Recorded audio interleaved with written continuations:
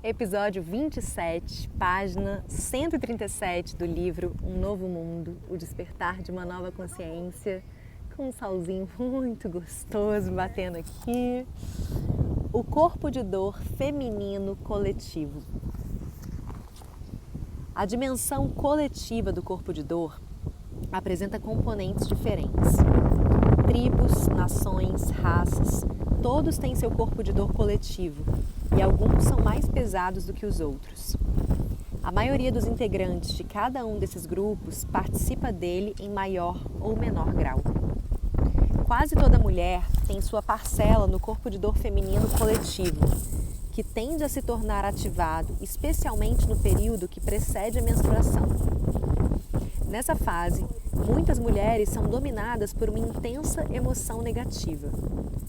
Vamos ver se o que ele fala procede mesmo ou se é uma crença, porque hoje em dia tem tantos estudos sobre isso, assim, a gente já ressignificou tanto a questão da menstruação e eu acho que essa coisa da TPM mesmo é um estigma muito grande, né?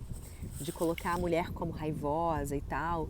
E na verdade a gente entende hoje a menstruação como algo muito lindo, um processo muito lindo, assim, que a gente recebe. É um processo de conhecimento do nosso corpo, de alinhar o nosso corpo físico com o corpo universal, com a lua, com as fases da lua.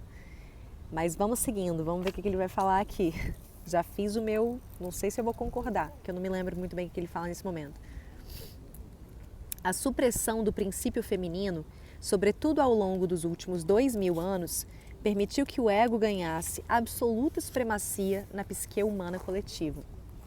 Embora as mulheres tenham ego, é claro, ele pode enraizar-se e prosperar com mais facilidade na forma masculina do que na feminina. Isso acontece porque as mulheres se identificam menos com a mente do que os homens. Elas estão mais em contato com o corpo interior e a inteligência do organismo, que dão origem às faculdades intuitivas. Concordo.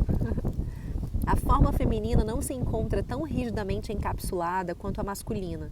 Tem maior abertura e sensibilidade em relação às outras formas de vida e está mais sintonizada com o mundo natural.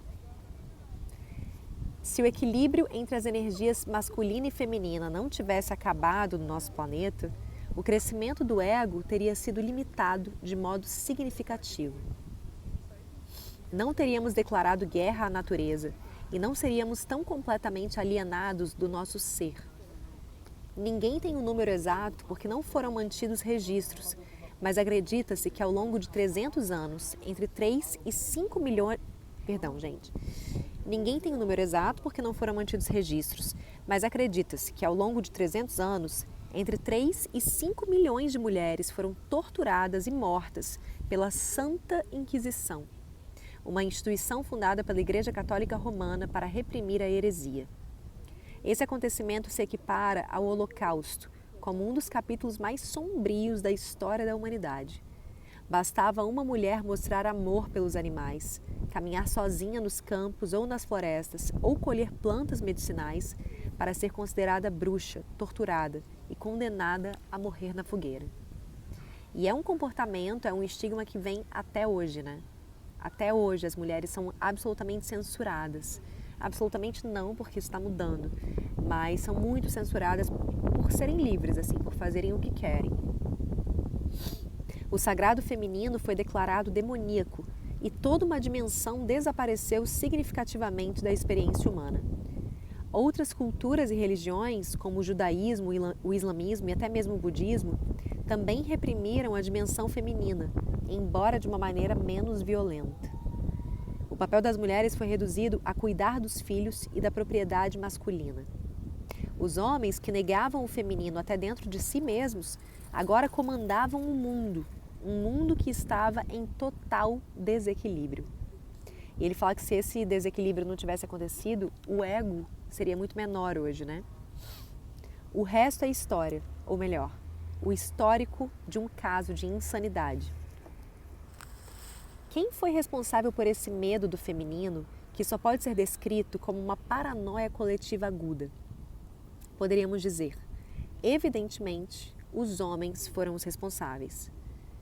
Mas então, Porque em muitas civilizações antigas pré-cristãs, como a Suméria, a egípcia e a celta, as mulheres eram respeitadas e o princípio feminino não era temido, e sim reverenciado. O que foi que de repente levou os homens a se sentirem ameaçados pelo feminino?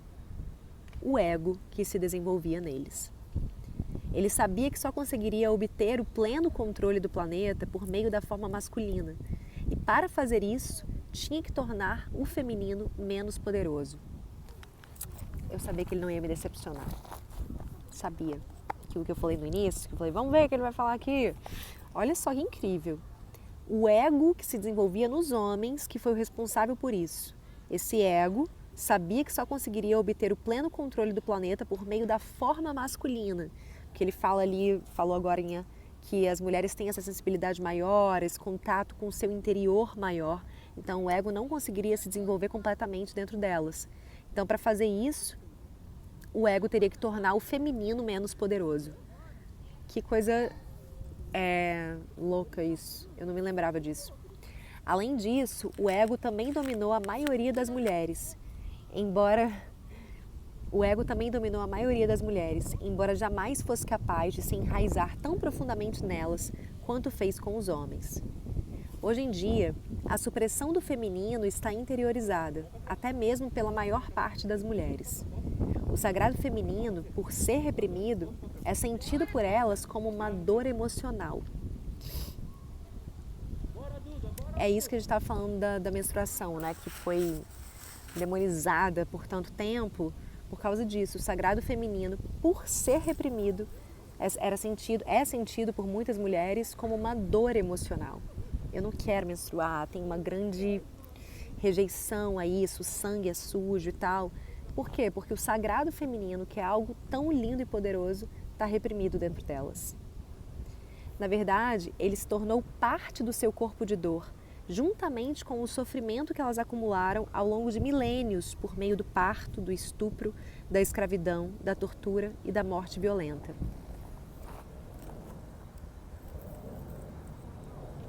Achei que ia parar, que meu celular tocou. E da morte violenta.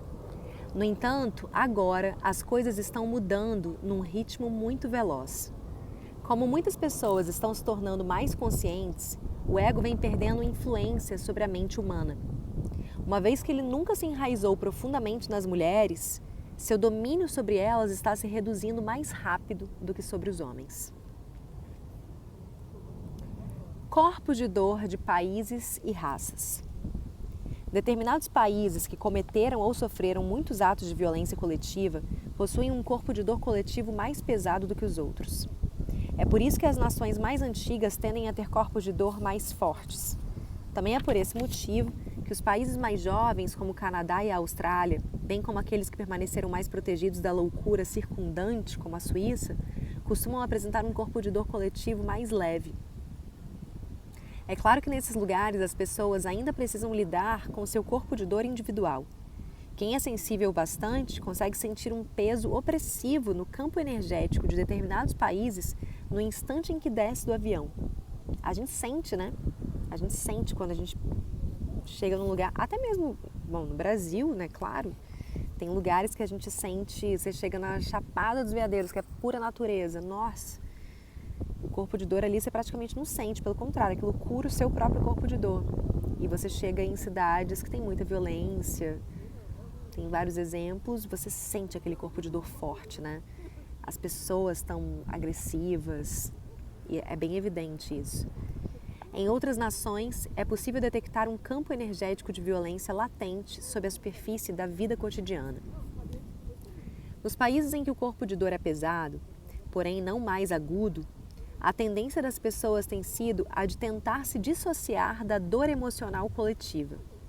Na Alemanha e no Japão, por meio do trabalho, em outros lugares pela tolerância generalizada ao consumo do álcool, que também pode ter o efeito contrário de estimular o corpo de dor, sobretudo quando ingerido em excesso. O corpo de dor pesado da China é até certo ponto abrandado pela prática amplamente disseminada do Tai Chi Chuan. Que legal! Todos os dias, nas ruas e nos parques da cidade, milhões de pessoas realizam essa meditação em movimento que acalma a mente. Isso faz uma diferença considerável no campo energético coletivo e avança um pouco no sentido de diminuir o corpo de dor pela redução do pensamento e o estabelecimento do estado de presença. As práticas espirituais que envolvem o corpo físico, como o Tai Chi, o Qigong e a Yoga, também estão sendo cada vez mais adotadas no mundo ocidental. Essas técnicas não criam uma separação entre o corpo e o espírito. Essas técnicas não criam uma separação entre o corpo e o espírito e ajudam a enfraquecer o corpo de dor. Elas desempenham um papel importante no despertar mundial. Só fazer uma prática de yoga que a gente sente, a gente sai completamente assim, muito mais integrado ao nosso corpo espiritual, né? O corpo de dor racial coletivo é muito forte no caso do povo judeu, que sofreu perseguições ao longo de muitos séculos. Não surpreende que ele também seja acentuado nos povos indígenas americanos, que foram dizimados e cuja cultura foi quase toda destruída pelos colonizadores europeus. No que diz respeito aos afro-americanos, o corpo de dor coletivo é igualmente denso. Seus ancestrais foram arrancados com violência de sua terra natal, forçados à submissão e vendidos como escravos. O fundamento da prosperidade econômica dos Estados Unidos dependeu do trabalho de 4 a 5 milhões de escravos negros. Na verdade, o sofrimento não ficou limitado aos indígenas e afro-americanos. Ele se tornou parte do corpo de dor coletivo do país. Ocorre que tanto a vítima quanto o agressor sempre sofrem as consequências de qualquer ato de violência, opressão ou brutalidade, porque o que fazemos aos outros, fazemos a nós mesmos. Tudo é uma coisa só. Na realidade, não importa que a proporção do nosso corpo de dor pertence à nossa nação ou raça e que proporção é pessoal. Seja como for, só conseguimos superá-lo assumindo a responsabilidade pelo nosso estado interior no momento. Mesmo que culpar pareça algo mais do que justificado, desde que culpemos os outros, é claro, continuamos a alimentar o corpo de dor com nossos pensamentos e permanecemos presos ao ego. Existe apenas um praticante do mal no planeta: a inconsciência humana. Compreender isso é o caminho para o perdão. Quando perdoamos, nossa identidade de vítima se dissipa e nossa verdadeira força se manifesta, a força da presença. Portanto, em vez de culpar a escuridão, acenda a luz. Com isso a gente finaliza esse capítulo e amanhã a gente inicia o capítulo 6, que se chama A Libertação. Obrigada pela companhia. Até amanhã.